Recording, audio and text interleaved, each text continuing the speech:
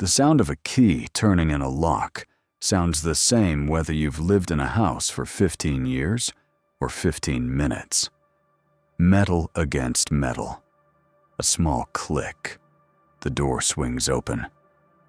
But on the morning of March the 4th, when I stood in my own doorway and watched my husband struggle with the lock, watched him twist and pull and curse under his breath, something deep inside me already knew.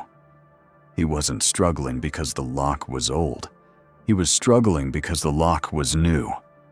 Because 3 days before that morning, without telling him, without saying a single word, I had changed every lock on every door of every entrance to the house that I had quietly, legally, and completely purchased in my own name.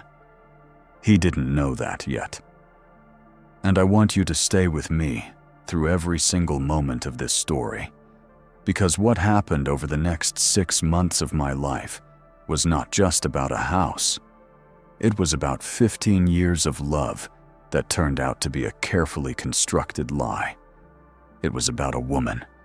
Me, who everyone assumed was too quiet, too trusting, too devoted to ever fight back.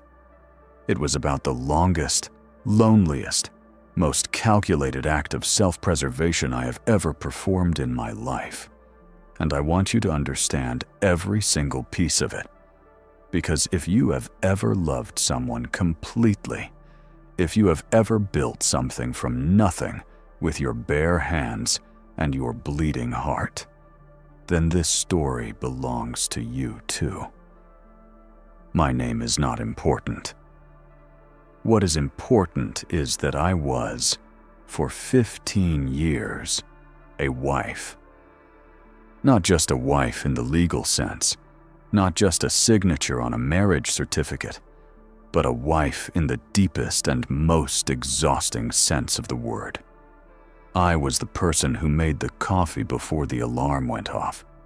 I was the person who remembered his mother's birthday, his doctor's appointments, the name of the guy at his office he didn't like and why.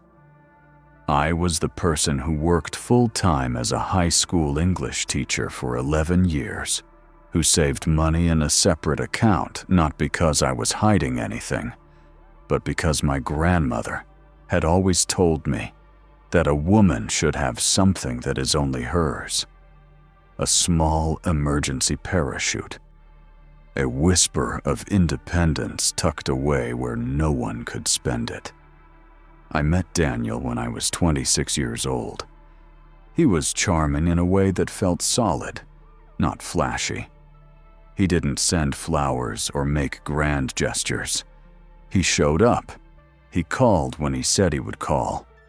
He remembered small details about conversations I'd almost forgotten having.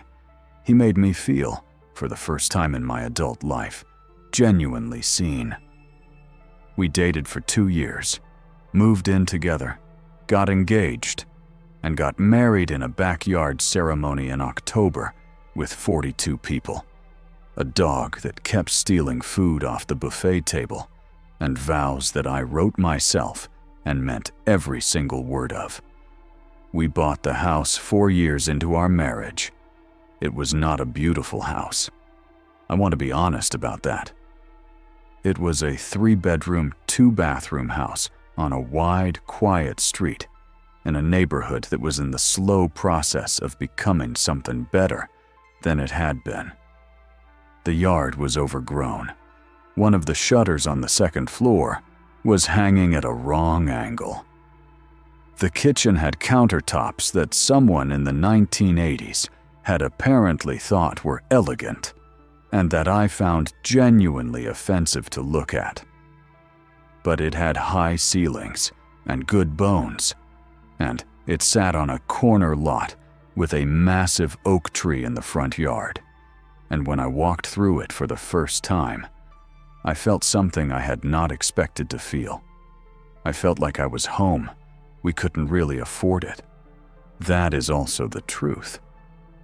Daniel was working in logistics management at the time making decent money but not great money, and I was teaching and tutoring on the side, and putting every extra dollar toward the down payment. We ate at home almost every night for 2 years. We didn't take vacations. I drove a car that I was quietly embarrassed by, a 2009 sedan with a cracked dashboard and a heater that worked only when it felt like it. I refinished the floors in that house myself, on my hands and knees, on weekends, while Daniel watched football and ordered pizza that I didn't eat because I was trying to save even $17. I painted every room. I planted a garden in the backyard. I fixed the shutter. I learned how to tile a backsplash from a YouTube video at 11 o'clock at night because we couldn't afford to hire anyone. I loved that house. I want you to understand that completely before we go any further. I didn't love it because of its walls or its square footage or its assessed value. I loved it the way you love something you built yourself. Something that carries the evidence of your own labor in every corner, every coat of paint, every plant you watered from a seedling. That house was, in the truest possible sense, a piece of me. Have you ever built something like that? Something that took years of your life, years of your savings, years of your quiet and unglamorous effort. Tell me in the comments. Tell me what it was. Because I think what makes betrayal so uniquely devastating is not just the lie itself. It is the discovery that someone used your love, your work, your absolute trust as the foundation for their deception. And that is exactly what Daniel did. The first year of our marriage, I was deliriously happy. The second year, I was content. The third, the fourth, the fifth, the happiness was quieter, but felt more permanent, more real, the way a fire settles from bright flames into steady coals. We argued about money sometimes. We argued about his mother sometimes. We went through a period around year 7 when we felt more like roommates than spouses, and we went to couples therapy for 6 months, which I thought at the time had helped enormously. I thought we had repaired something. I thought the work we did in that room with that therapist had reinforced the foundation of what we had built together. I was wrong about what was being repaired and who was doing the repairing, but I didn't know that yet. By the time we hit our 15th anniversary last November, I believed, truly, genuinely believed, that we were solid. Not perfect. Not electric with romance the way we had been at 28. But solid. He still brought me coffee on Sunday mornings. He still made me laugh. He had been promoted several times over the years and was now a regional director for his company, which meant more travel, longer hours, more stress, but also more money. And I had watched him become someone who seemed, to me, like a man who was proud of what he had built. I thought we had built it together. I thought we were partners. In October, 2 months before I found the letter, he told me he needed to take more overnight trips for work, 3-4 times a month. Nashville, Atlanta, Charlotte, Houston, the destinations rotated. He texted me from hotel bars, sent me photos of room service plates, complained about airline delays with the specific convincing tedium of a man who is actually inconvenienced by airline delays. I believed him. Why would I not believe him? 15 years, not a single alarm bell, not a single crack in the facade. The cracks, it turned out, had always been there. I had simply not been standing in the right light to see them. It was a Tuesday in December. The kind of cold and gray Tuesday that feels exactly like every other cold and gray Tuesday in December. And I came home from school later than usual because I had stayed to help a student who was struggling with a college application essay. I remember being tired in the particular way. You are tired after you have spent emotional energy on someone else's problems. A good kind of tired, a tired that feels earned. The mail was on the hall table where I always put it. Daniel wasn't home yet. I flipped through the envelopes out of habit. A bill, a catalog, something from the dentist's office. And then I stopped. The envelope was from a real estate company. Not just any real estate company. A firm that I recognized because I had seen their signs around the neighborhood. Their branding was distinctive, navy blue and gold, a little aggressive, very shiny. The letter was addressed to Daniel, not to both of us, not to Daniel and his wife, to Daniel alone. And it had been opened. Now, I need to tell you something about myself. I am not a suspicious person by nature. I have never gone through a partner's phone. I have never read someone's emails without permission. I believe, or I believed, in privacy as a form of respect. So when I tell you that I pulled that single sheet of paper out of the envelope and read it, I want you to understand that something in me, some animal, cellular, pre-rational part of me, already knew that whatever was in that letter was something I had a right to know. It was a brief letter, professional and cold in the way that letters from real estate firms tend to be. It thanked Daniel for his engagement with their company. It confirmed the listing price they had discussed. It referenced the showing schedule they had agreed upon, and noted that the lockbox had been installed on the property as requested. I had to read it 3 times before the words rearranged themselves into something I could process. The property, the listing price, the lockbox. Our house was on the market. Our house, the house we had bought together, the house that was in both our names on the deed, the house I had refinished and painted and planted and poured years of my life into, was being listed for sale. Without my knowledge, without my consent, without a single word to me. I sat down on the floor of the hallway. I don't remember choosing to sit. I think my legs simply made the decision for me. The mail was still in my hands. The letter was shaking slightly, and I could not tell for a moment whether it was the paper shaking or my hands. The house was very quiet around me. I could hear the refrigerator humming in the kitchen. I could hear a car passing slowly outside.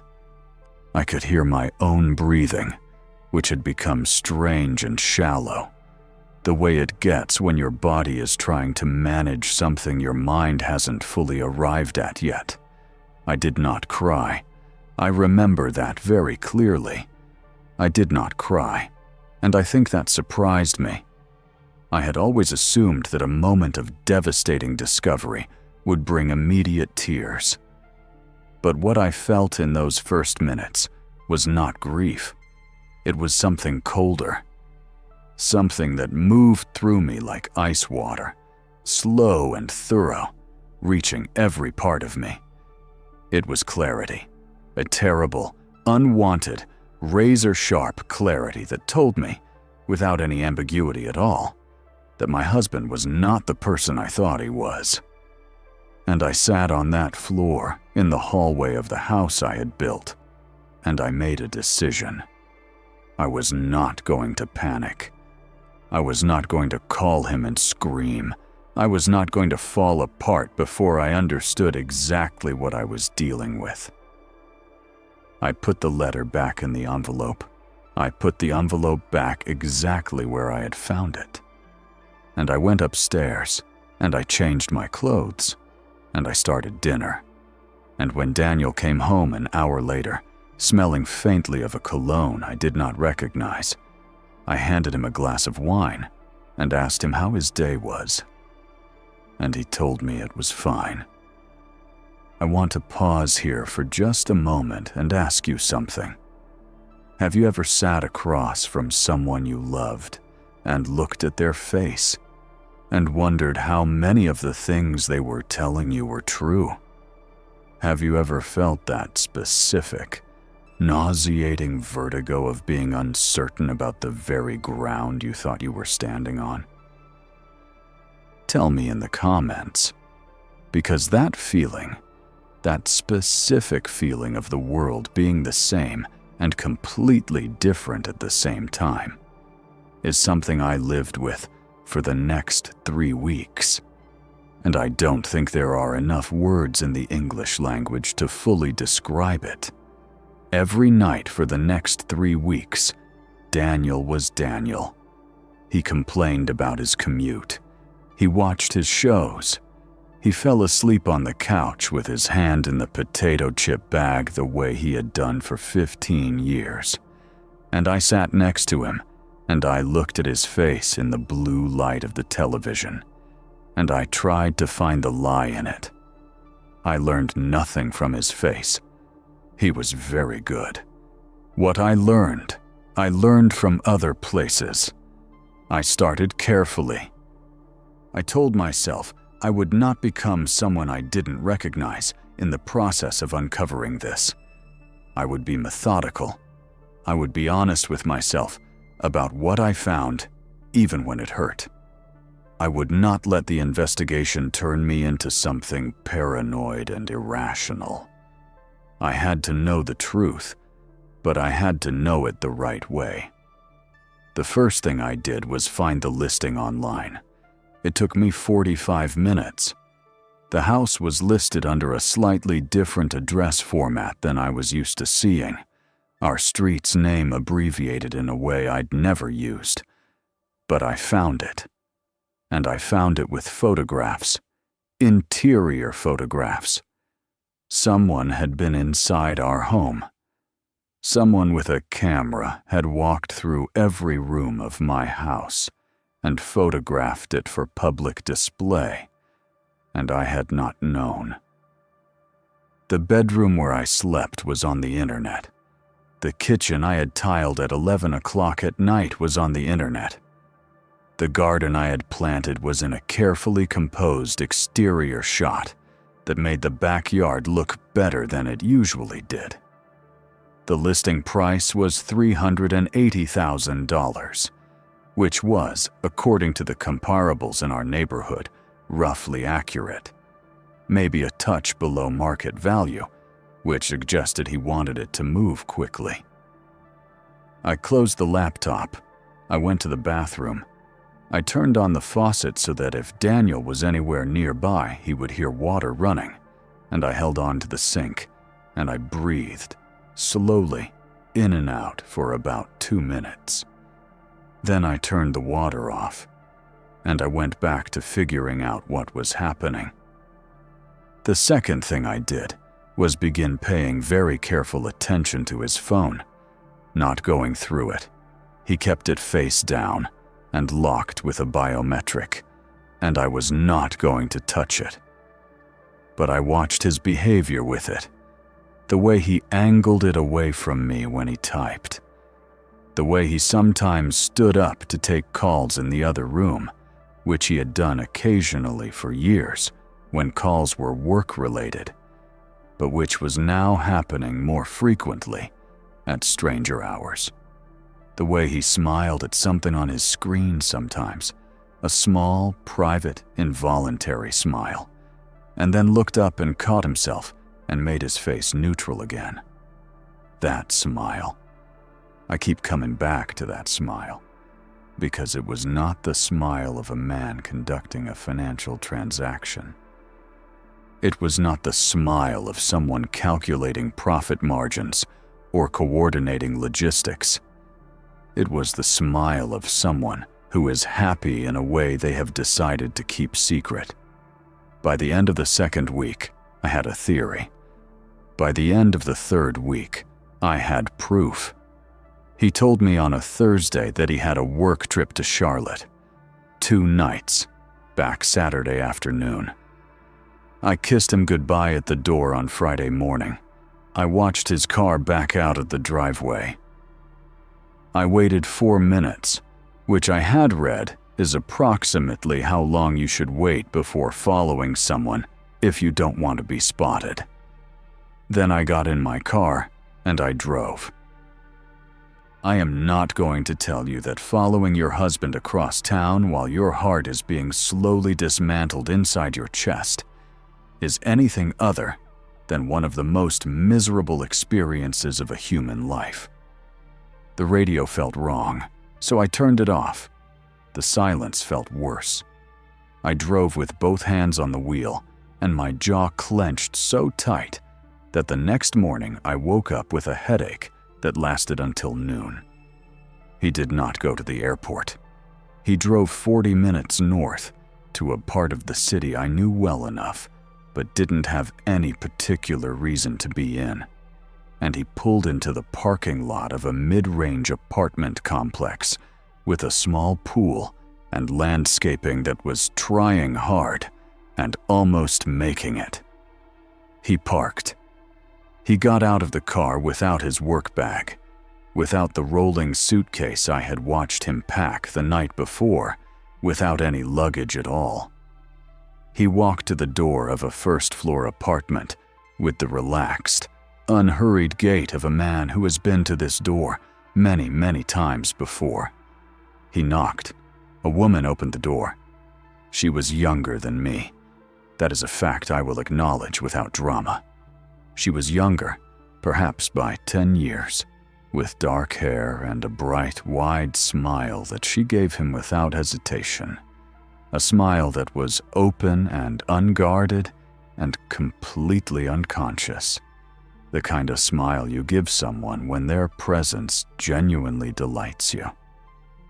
She was wearing what I could see from the parking lot was a yellow top, and she stepped aside to let him in, and he put his arm around her shoulder as he stepped through the doorway, and the door closed behind them.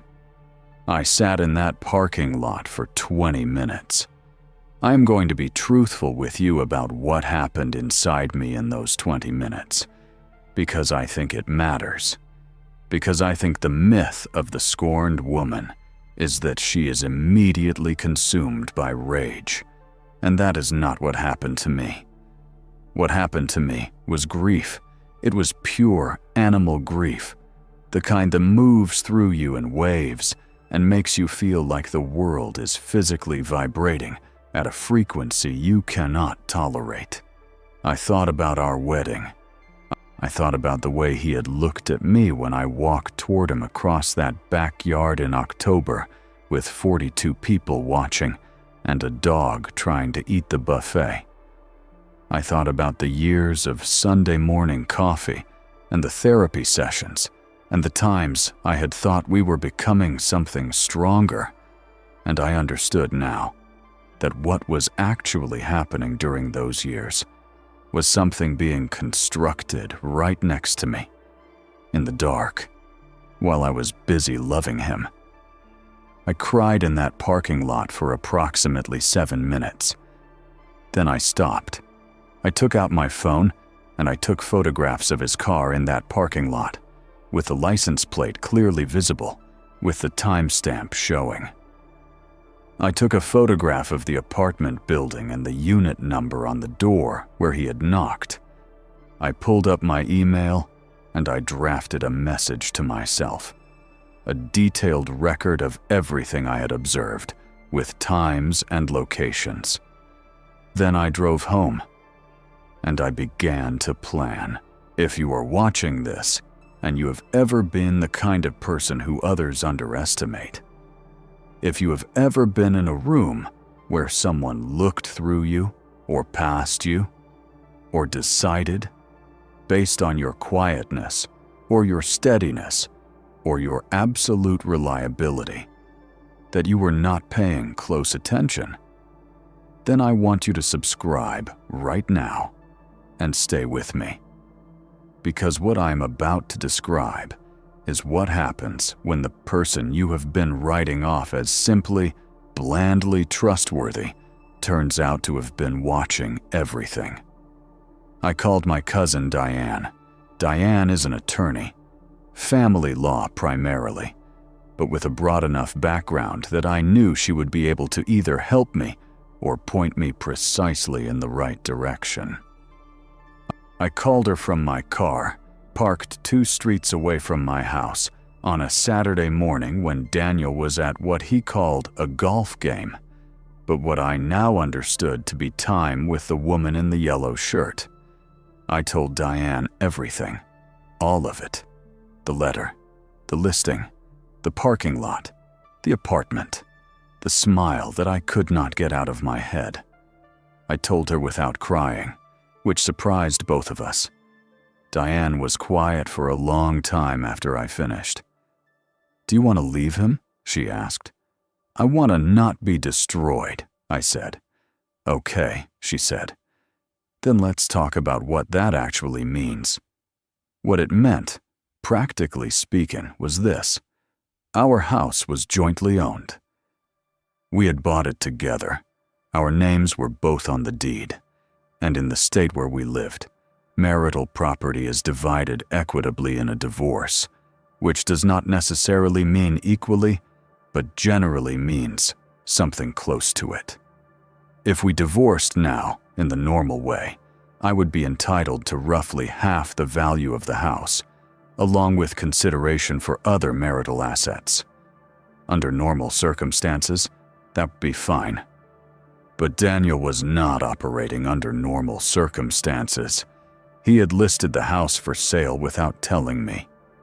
He had done it with his name only, which Diane told me was legally problematic, but practically possible, given that some title companies are careless, and some real estate agents don't ask enough questions, and some sale processes slide through without proper verification.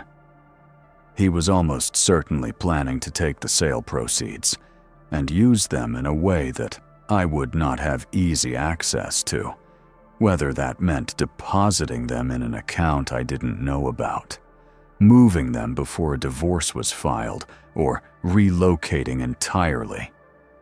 He was planning, Diane said in the careful and precise way that lawyers speak when they want you to understand the gravity of something without alarming you unnecessarily, to leave me with nothing, or as close to nothing as he could manage. "How much do you have?" Diane asked.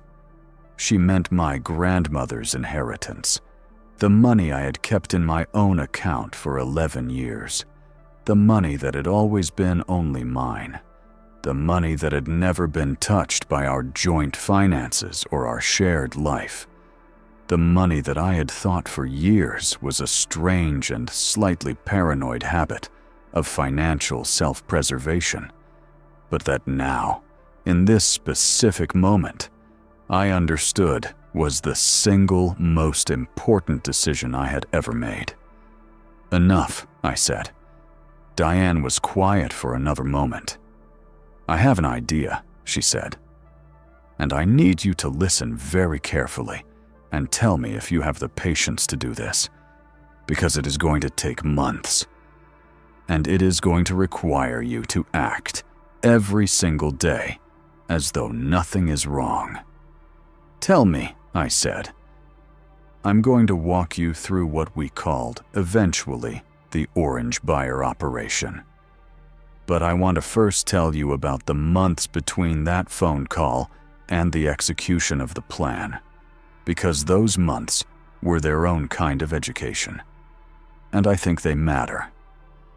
I hired a private investigator. Diane recommended him. His name was a perfectly ordinary name, and he had a perfectly ordinary face, and a manner that was professionally calm in a way that I found deeply reassuring. He began documenting Daniel's movements within the first week. He was thorough and he was fast. And within 3 weeks he had confirmed what I already suspected and added dimensions to it that I had not anticipated. The woman's name was Mara. She was 29 years old. She worked in marketing. She'd been seeing Daniel, according to the investigator's estimate based on communication records and observed meetings, for approximately 2.5 years. 2.5 years. I want you to sit with that number for a moment. 2.5 years is not an accident. 2.5 years is not a mistake. 2.5 years is a deliberate, sustained, repeatedly chosen construction. Every day for 2.5 years, Daniel had made a choice.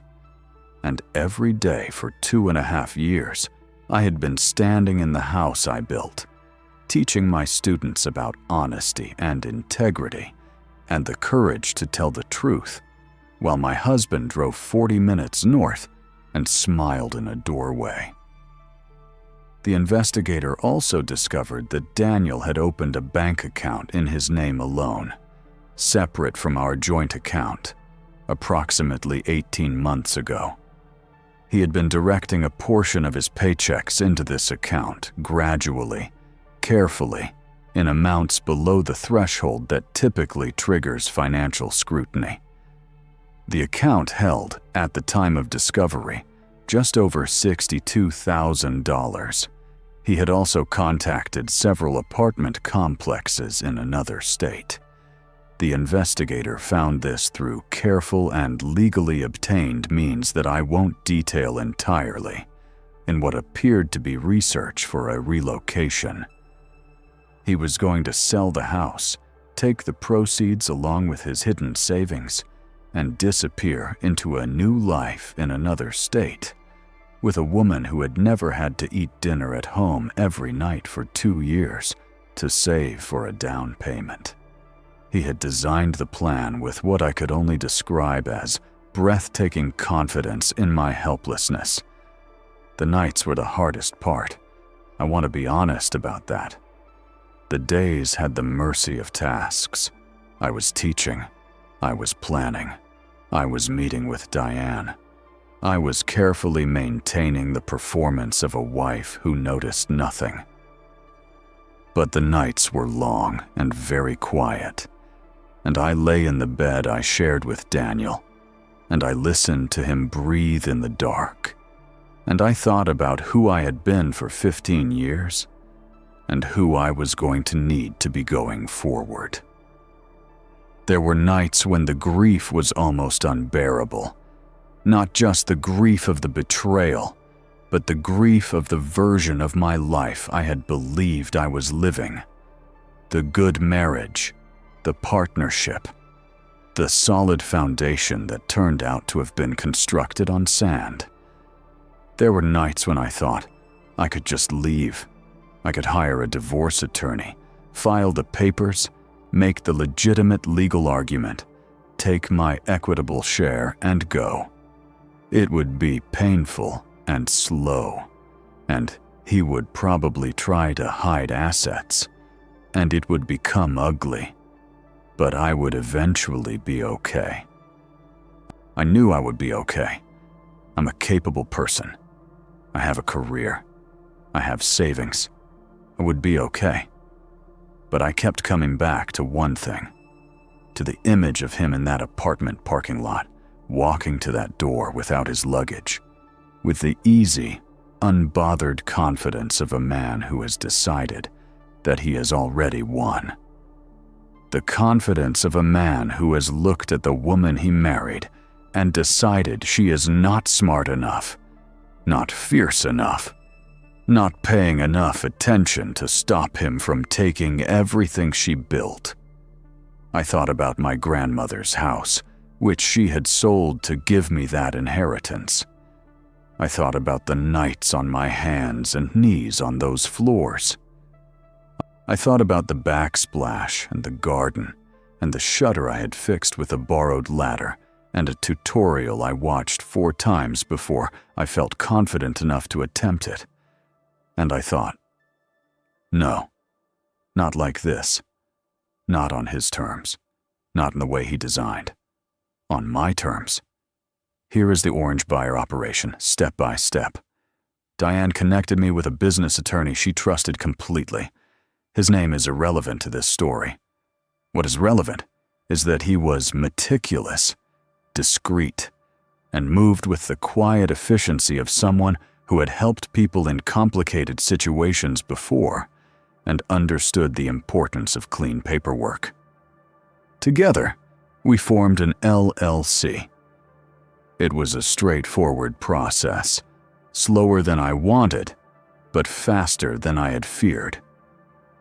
The LLC was registered under an innocuous name that suggested nothing about real estate, or purchasing, or me. The registered agent wasn't me, or Diane, or anyone with any visible connection to our lives. It was a professional registered agent service, the kind that exists specifically for situations where you need a layer of appropriate legal separation. The LLC's stated purpose was general real estate investment. This was not a lie. It was genuinely what it was about to do. The funding came from my grandmother's inheritance. I had kept it in a personal account in my name only, never commingled with marital funds, which Diane confirmed was an important legal distinction. The money transferred into the LLC's account in 2 installments that were timed and documented carefully. Everything was clean. Everything was documented. Everything was done in the specific, particular, painstaking way that ensures it can withstand scrutiny. Then we found our buyer's agent. Diane knew a real estate agent. I will call her Clara, because that is not her name, but I want her to have a name in this story, because she deserves one. Who had a quiet reputation for representing investors who needed discretion. Clara was professional, efficient, and completely understood the parameters of what she was being asked to do. She was representing an LLC, purchasing a property on the open market. This is entirely normal. This happens constantly in real estate. There was nothing illegal or even particularly unusual about it, except for the fact that the LLC's ultimate beneficial owner was the person who had been sleeping in the property for 15 years. Clara submitted an offer on the house. Our house. The offer was strong. It was cash. The LLC had the funds, and Diane had structured the proof of funds documentation carefully. Cash offers are attractive to sellers for obvious reasons. No financing contingency. Faster close. Less risk of the deal falling through. Daniel's listing agent called his cell phone with the news that he had a strong cash offer from an investment LLC. I was in the kitchen making dinner when he took that call. I watched him. I watched his face change. I watched the small, private smile appear. The same one from the couch. The same one I had learned to recognize and detest. And I turned back to the stove and I stirred the pasta, and I said nothing. Good news on the work front, he told me that night, unprompted. A deal I've been working on is coming together. That's wonderful, I said, and I meant it more than he will ever know. I need to pause the story here and ask you something, because I genuinely want to hear from you. Have you ever been in a situation where you had to perform complete normalcy while your interior life was an entirely different universe? Where the face you showed the world bore absolutely no resemblance to what was happening inside you? Tell me in the comments, because I think more of us have done this than we usually admit. And I think there is something important in acknowledging how much invisible labor that takes, how much it costs, how much strength it actually requires to be that steady when everything in you wants to break open. Subscribe if you're still here. Subscribe and stay, because this is the part of the story that I want you to see clearly, every detail of it. The due diligence period was 3 weeks. Clara was patient and professional throughout. The inspection was conducted. Clara had found an inspector who was efficient and thorough. There were minor issues noted. Clara submitted a request for a small credit in lieu of repairs. Daniel's agent countered. Clara accepted the counter.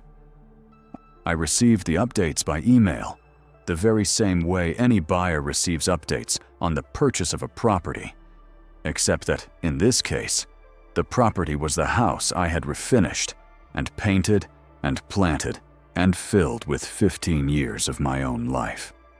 I signed the LLC documents at a table in Diane's office on a Wednesday afternoon. My hand was steady. I want you to know that. My hand was completely steady. The close date was set for a Thursday in late February. By that point, Daniel had told me 3 more times about work trips that I knew were not work trips, had smiled at his phone more times than I could count, had once taken a call in the garage at 10 at night, and come back in smelling of cigarette smoke, which was strange because Daniel did not smoke, and I had understood that the smoke was Mara's, that she had been on that call with him, and that I could smell her presence in the fibers of his jacket as he walked past me in the hallway. I said nothing. 2 weeks before the close date, Daniel told me, carefully, and with what I could now see was rehearsed sadness, that he wanted to talk about something difficult. He sat me down at the kitchen table. He held my hand. He told me that he had been unhappy for a long time. He told me that he thought we had grown apart. He told me that he had been struggling with how to say this, and that he hoped we could handle it maturely, and that he cared about me deeply. He did not mention Mara. He did not mention the house being listed. He did not mention the $62,000 in his private account. He said he thought we should separate. He said he had been looking into places he might stay. He said he wanted to be fair. I looked at him for a long moment. "I think you're right," I said. "I think we should separate." He looked surprised, and then he looked relieved, a relief so comprehensive and transparent that it told me, more clearly than anything else, what I needed to know about how he had thought this was going to go. He had thought I would fall apart. He had thought I would cry and beg and be overwhelmed by the logistics of what my life would look like. And in that overwhelm, he would complete the sale, take the money, and leave before I had found solid legal ground. "I'm glad we're in agreement," he said. "Me too," I said. And I went to bed. The close date was a Thursday. I was not present at the closing. The LLC was represented by the business attorney, which is entirely standard when a corporate entity is the buyer. Daniel was present, along with his listing agent and the title company's closing coordinator. The paperwork was signed. The funds were wired. The deed transferred. The deed transferred to the LLC. The LLC, whose sole member was me. I was teaching 5th period when it happened. I was at the whiteboard, walking students through the rhetorical structure of a persuasive essay. Irony is not always something you can plan, but sometimes it lands precisely. And my phone buzzed in my pocket with a text from Diane that said simply, "Done." I finished the lesson. I assigned the homework. I said goodbye to my students with exactly the same face I wore every day. I walked to my car in the parking lot. I sat in the driver's seat, and for the first time since December, since that Tuesday with the mail and the cold hallway floor, I let myself feel what I had been containing for 3 months. It was not rage. It was not triumph. Not yet. It was something quieter and more complete. It was the feeling of solid ground under my feet. It was the feeling of having been honest with myself about what was happening, and having responded not with collapse, but with clarity. It was the specific, particular sensation of knowing exactly where you stand. I drove home. I changed the locks. I need to give you the days between the close and the confrontation because they matter, because the details matter. The morning after the close, I served Daniel with divorce papers. A process server came to the house at 7:45 in the morning while he was eating breakfast and handed him the documents, and I watched his face go through 4 or 5 different expressions in the space of about 3 seconds. "What is this?" he said. "Divorce papers," I said. "You said you wanted to separate." I agreed. I found an attorney. I moved quickly. You can't just... He flipped through the papers. His face had settled on something I can only describe as the expression of a man whose plan is not going the way the plan was supposed to go. "Where did you even get?" "I've been meeting with an attorney," I said. "I've also retained a financial forensics expert who has been documenting the account you opened 18 months ago. That's all noted in the filing." I poured myself more coffee. "The real estate stuff too. The listing, the sale, all of it." He was very quiet. "Also," I said, picking up my bag for work, "I'll need you out of the house by the end of the month. I'll have Diane send you the formal notice."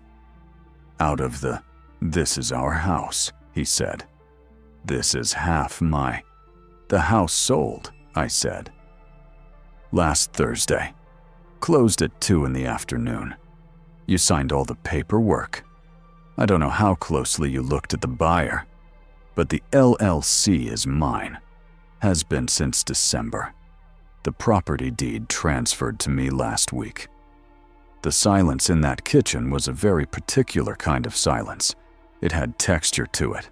It had weight. "You bought your own house," he said. It was not quite a question. "I did," I said. "I left for work. And I want to tell you that I drove the whole way with my windows down, even though it was February and cold, and the air was sharp and clean, and I felt, for the first time in months, like I could breathe. I told you at the beginning that I changed the locks. I want to tell you why the scene with the locks happened when it did, which was not the morning after the close, but approximately 2 weeks later, because Daniel did not immediately believe that what I had told him was real. He spent those 2 weeks in what I can only describe as a state of strategic disbelief. He consulted his own attorney, who confirmed that yes, the sale had occurred, yes, the LLC was legally formed, yes, the transfer of deed was clean and properly executed, and yes, the woman he was married to had, with the help of competent legal counsel, purchased the very house he was trying to sell out from under her. He tried several things during those 2 weeks. He tried to argue that I had used marital funds, which I had not. Diane had been meticulous about the provenance of every dollar. He tried to argue that there was a conflict of interest or some impropriety in the transaction. But there was none, because everything had been done correctly and cleanly and above board. He tried to negotiate, which was the thing that surprised me most.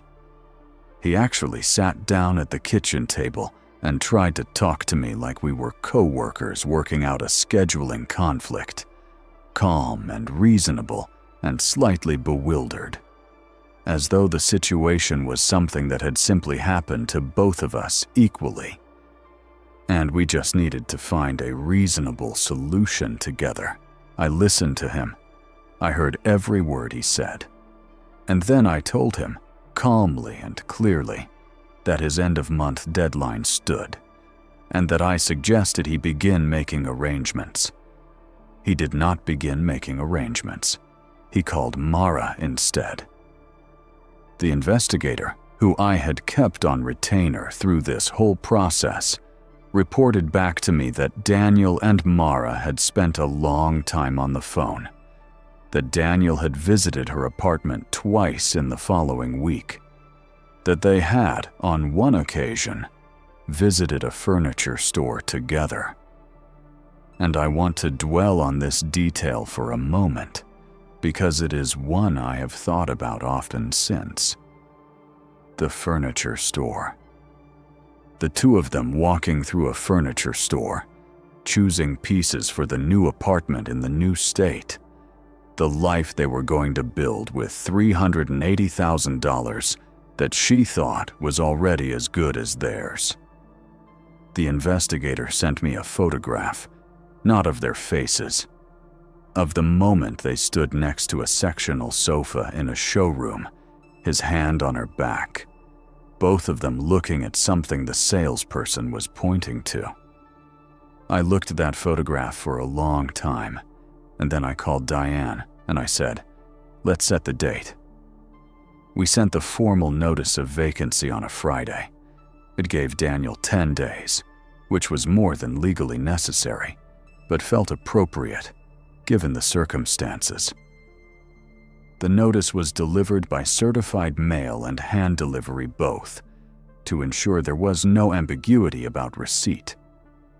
It was signed by the business attorney on behalf of the LLC, which was now officially doing business under a name that made it clear it was a real estate holding company. Daniel called me after he received it. "You actually want me to leave," he said. "You actually..." "The LLC is the owner of record," I said. "You'll need to vacate by the date specified. I've left information for a moving company in the packet. There are also storage facilities listed.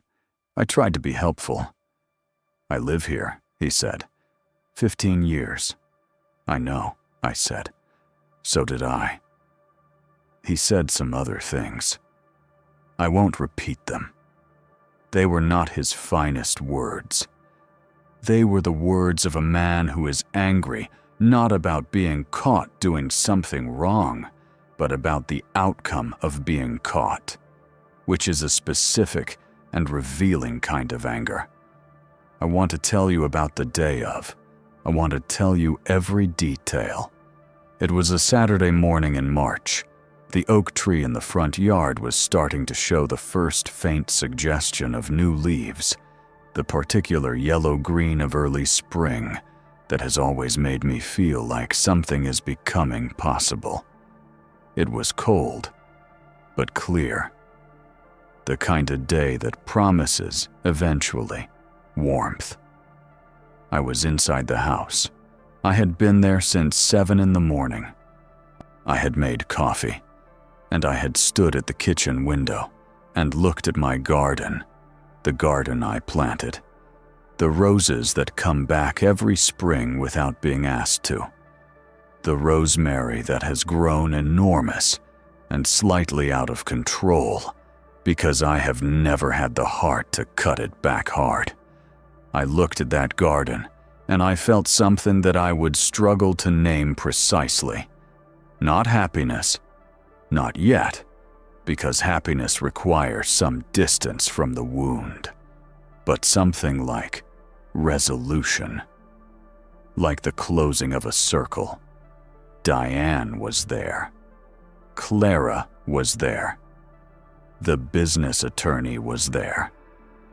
2 police officers were there, in their car, parked at the curb. because I had filed the appropriate paperwork with the appropriate documentation, and the officers were there to ensure that the lawful owner's right to occupy and control access to the property was respected. I had been thorough. I had been thorough about everything. We heard them before we saw them. Daniel's car, and then another car, a rental, the investigator had told me, because Mara had apparently given up her apartment the day before, confident that the house money was incoming and the new life was beginning. They were moving. They had a moving truck scheduled for that afternoon. I watched from the window as they got out of the cars. Mara was wearing a blue coat. She was carrying a cardboard box. She was laughing at something Daniel had said, her face open and bright in the morning light. And I watched them walk toward the front door together, toward the life they thought they were about to walk into. And I felt something I did not expect. I felt almost sorry for her. Almost. And then I thought about the furniture store photograph. And then I thought about the yellow shirt in the doorway. And then I thought about 2.5 years and the choice that was made every single day for 2.5 years. And the almost sorry feeling passed. Daniel had his key out. He was talking, animated, gesturing toward the front of the house, probably telling her something about the renovation history, the floors, the ceilings, the tour of a man who thinks he is presenting something. He put the key in the lock. He turned it. Nothing happened. He tried again. The key moved in the cylinder, but the lock did not turn, because the lock was new, because I had changed it, because this house had a new owner, and the new owner had changed the locks, as is any property owner's complete and unambiguous legal right to do. He looked at the key. He looked at the door. He tried again. I opened the door. I want to describe his face in that moment, but I find that language is genuinely inadequate to the task. I will try anyway. He looked at me the way you look at something that should not exist in the space where it is standing, as though the laws of the physical world had briefly suspended themselves, as though some fundamental assumption about how things work had turned out to be wrong. It was not the face of guilt. Not yet. It was the face of pure, unprepared confusion. Behind him, Mara had stopped. She was holding her cardboard box. Her expression was carefully neutral in the way that a person's expression goes neutral when they are processing something unexpected and trying to determine whether it requires alarm. "Good morning," I said. He opened his mouth. No sound came out. The officers had gotten out of their car. They were walking toward the front path, not rushing. There was no need to rush. Everything was orderly. Everything was documented.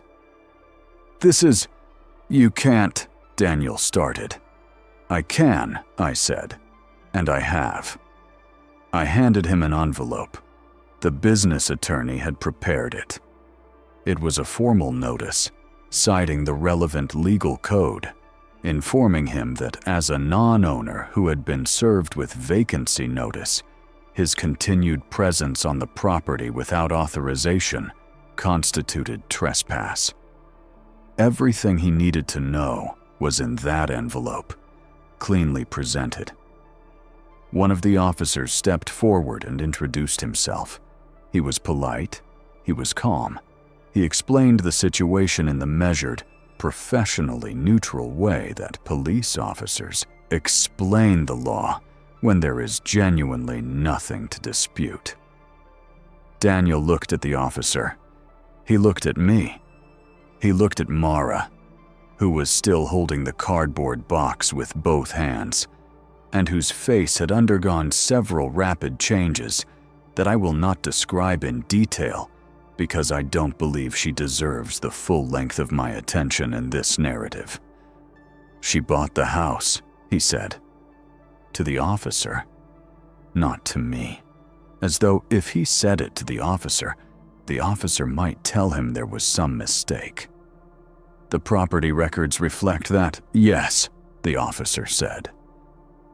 Daniel looked at the envelope in his hands. He looked at the key in his other hand.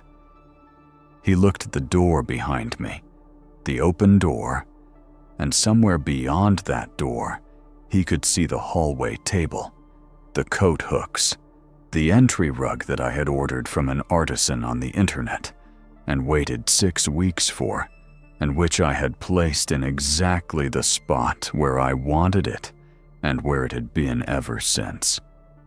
His belongings were still inside. They were in bags and boxes in the living room because I had packed them carefully and systematically during the week before this morning, because I had known this day was coming, and I had prepared for it the way I had prepared for everything else. Thoroughly, without panic, on my own terms. "You packed my things," he said. "I did," I said. "There are 6 bags and 4 boxes. Everything is labeled. I didn't throw anything away." He said my name, just my name, in a way that I'm not going to describe here because I think you understand what it contained without me explaining it, and because some things are private, even in a story told publicly. I looked at him for a long moment. "The house you tried to take from me," I said, "became the place where this ended. I thought you should know that. Before you go." He went. They both went. Mara put her cardboard box in her car and did not look at me again. Daniel put his bags in his car in 4 trips, silently, and I watched from the front doorway, and the officers watched from the front walk, and Clara watched from the driveway, and the morning moved around all of us the way mornings do, indifferent and enormous and ongoing. The moving truck arrived at noon and was turned away. The officers explained the situation. The truck left. Daniel called me twice from his car. I did not answer. He texted me 3 times. I read them. I did not respond. I poured myself another cup of coffee, and I sat on the front porch of my house in the March morning, and I looked at the oak tree, and I watched 2 sparrows argue over something in the branches, small and fierce, and completely certain about what they were doing. Diane sat next to me. We didn't talk for a while. Then she said, "How are you?" I thought about the question honestly. I took it seriously. "I don't know yet," I said. "I think I will be. I think eventually I'll know that I am." She nodded. "Your grandmother would be very proud," she said. And I thought about my grandmother's house, which she sold so that the money could sit in my account and be my parachute and my independence and my emergency foundation. I thought about what she had always told me, that a woman should have something that is only hers, that the people who love you and mean it will not need you to be without resources to feel secure. She had been preparing me for this my whole life. She just hadn't known the specific shape of what I would need to be prepared for. I want to tell you where things stand now, because I think you deserve the full picture, and because I think stories like this one sometimes end at the confrontation and neglect what comes after. The divorce proceeded. Daniel's attorney made several arguments that did not hold up. The secret bank account was fully documented and became part of the marital asset calculation. The sale of the house, the sale to my LLC, was scrutinized by his side and found to be legally clean. The court was not particularly sympathetic to a party who had attempted to sell marital property without spousal consent, who had maintained a separate financial account for 18 months, and whose plan had apparently been to relocate to another state before the divorce was even filed. That is not the portrait of a cooperative co-owner acting in good faith, and the court seemed to agree. I kept the house. I want to say that again because I want you to feel it. I kept the house. I am in it, right now, as I tell you this story. I am at the kitchen table, the table I chose, next to the backsplash I tiled at 11 at night, with a tutorial I watched 4 times, next to the window that looks out at the garden where the rosemary has gone enormous and the roses are about to come back, as they do every spring, without being asked. I refinished the floors again last fall, not because they needed it, because I wanted to, because there is something about returning your hands to the work of a place, about pressing yourself back against its surfaces and refreshing them, that is both practical and deeply symbolic in a way I'm not sure I can fully articulate, but that I suspect many of you understand. I turned the 3rd bedroom into a studio. I've been painting. I don't know if I'm good. I don't think it matters. I sleep in the center of the bed. I've thought a lot in the months since all of this happened about what I want to take from it. Not the legal strategy, not the operational details, not the satisfying geometry of the confrontation. Those are good stories. They're worth telling, but they're not the lesson. The lesson is something quieter. It is the lesson of paying attention. Not in the paranoid, suspicious way that hollow hearts pay attention, looking for exits and gathering ammunition, but in the deep, steady, honest way, paying attention to yourself, to what you actually know, underneath the story you have told yourself about your life, to the small cellular knowledge that lives in your body before it ever makes it to your conscious mind. I knew something was wrong long before I found that letter. I know that now. There were signs, not dramatic ones, nothing that could have been pointed to as evidence, but signs that lived in my body as a kind of dull, persistent unease that I had, for months, been explaining away, attributing to stress, to the natural quieting of long marriages, to my own tendency toward anxiety. I wish I had listened earlier. I don't say that to punish myself, but because it is true. And because if someone watching this is living right now in that dull, persistent unease and explaining it away the same way I did, I want to say, pay attention. Trust the thing your body knows. It is usually ahead of your reasoning by a significant margin. And this, keep something that is only yours. Not as a weapon, not out of distrust, but as a form of self-respect. Your grandmother was right. Your mother was right. The person who loves you truly will not be threatened by your independence. They will be glad you have it. The person who needs you to be without resources is telling you something important about their intentions. And finally this. You are not too quiet to fight back. You are not too trusting to be strategic. You are not too steady to surprise someone. Sometimes, the most powerful thing a person can do is to take all that energy they've been spending on keeping the peace and redirect it, cleanly and completely, into keeping themselves. The house that was meant to disappear beneath me became the stage where the truth was finally visible to everyone, in the clear morning light, in front of witnesses, with no ambiguity, and no exit available to anyone who didn't deserve one. Never underestimate the intelligence of the person you chose to betray. The house you tried to take from me became the place of your greatest and most complete humiliation. And I'm still here, in the center of the bed, looking out at the garden, waiting for the roses.